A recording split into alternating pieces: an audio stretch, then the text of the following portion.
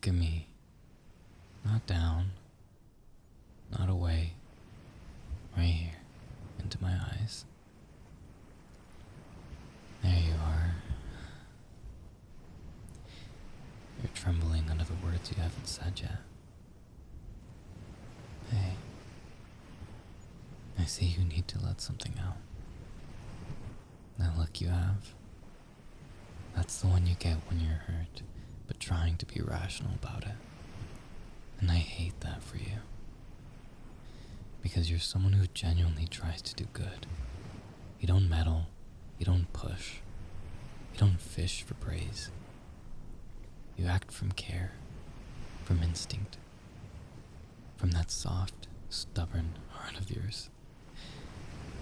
You're always so real and human, and maybe shaped by a life where being the good girl was the safest, smartest way to survive.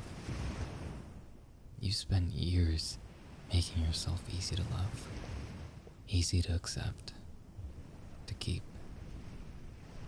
You learned that being good meant being safe. So of course there's still that part of you that panics at the idea of being misunderstood, of being seen as something you're not, especially something negative. But the truth is, you don't owe the world a spotless you. You don't have to be the good girl to earn love or respect or space. And sure as hell you don't have to be the perfect to be worthy. You're allowed to make a mistake, to read a situation wrong, to misjudge and even stumble, and still be a good person with a good heart. No need to chase anyone's approval. Not anymore. Because you're not that little girl desperate to be good so people don't get upset. You're flawed in so many beautiful ways.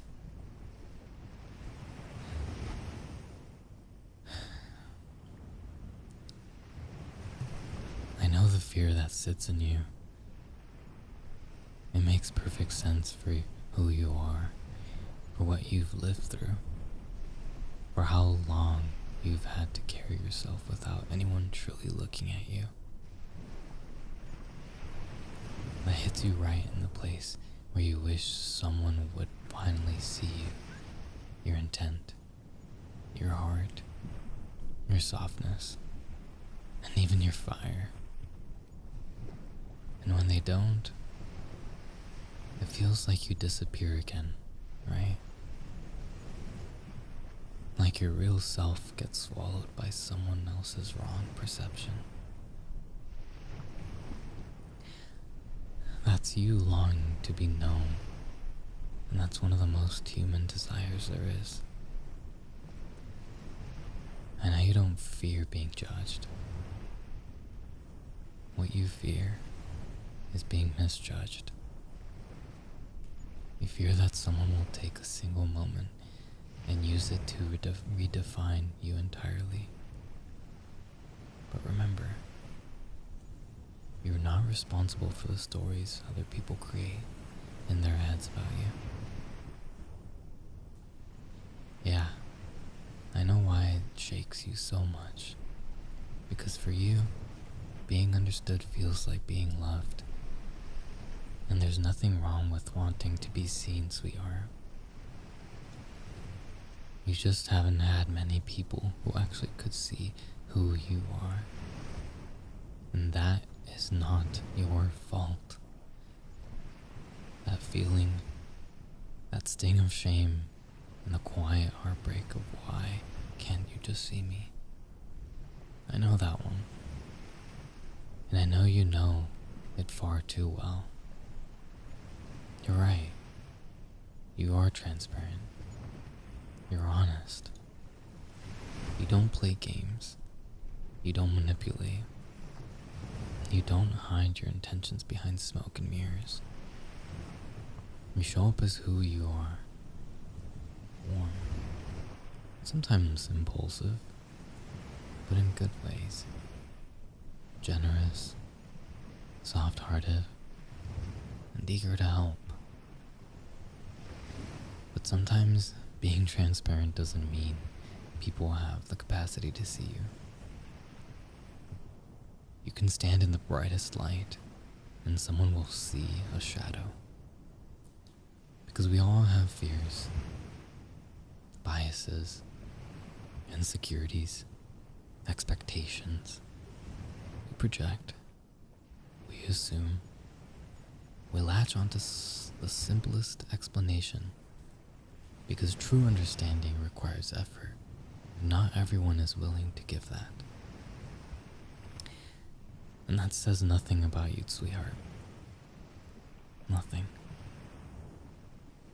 You being misunderstood just means someone, and sometimes people are not on the same wavelength as you. That's all. And when you shrink instinctively and apologize for things you didn't do wrong, that's when you make yourself small. So no one can accuse you of taking up too much space.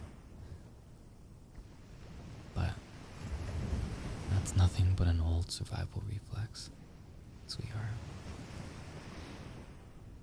A reflex built from years of being told directly or indirectly that harmony was your responsibility, that misunderstandings were your fault, that being good meant being quiet, contained, easy, and yeah, it still feels like the safest thing to do.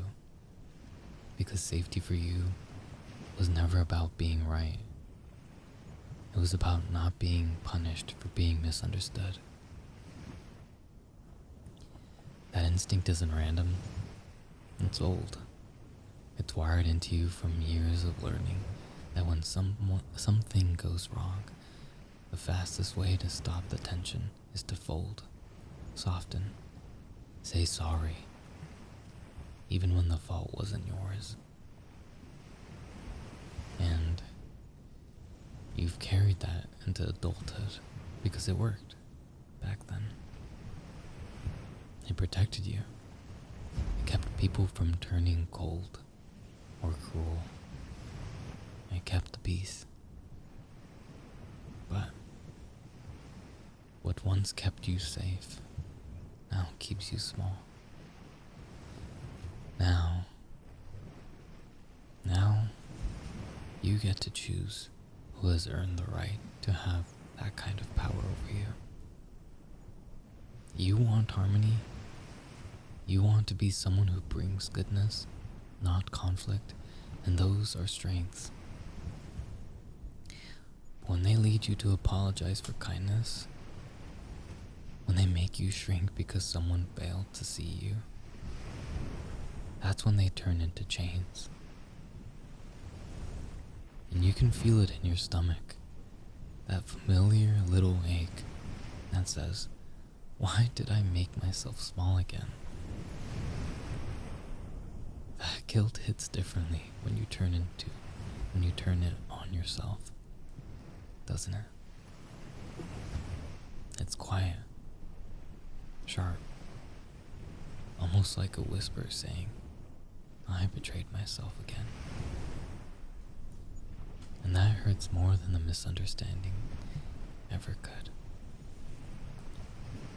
Because apologizing felt safe in the moment, but afterward, you realized you paid for that safety with a piece of your self-respect. A part of you knows you deserve better, knows you shouldn't have to shrink to survive. And that part of you, the one that aches afterward, that's your strength waking up. That's the woman in you saying, I'm tired of making myself small for people who haven't earned it. I know. You're tired. Exhausted by all the years where you had to bargain pieces of yourself with someone else's peace. To be an anchor for others while you felt your real self slip away. And this is hard to hear. It's hard to change. But you can choose differently now. You don't have to keep doing this. So the next time you feel that instinct to shrink, just try to pause. Breathe. Remember, you don't owe it to anyone. It's gonna be hard. It won't come naturally. Because you're gonna fight a pattern that kept you safe for so long. But you can do it. Hey. I'm here for you. And you're going to be okay. Come here. Let me hold you close. You don't have to feel alone in this. So what are you gonna do? Will you keep shrinking? Or will you stand?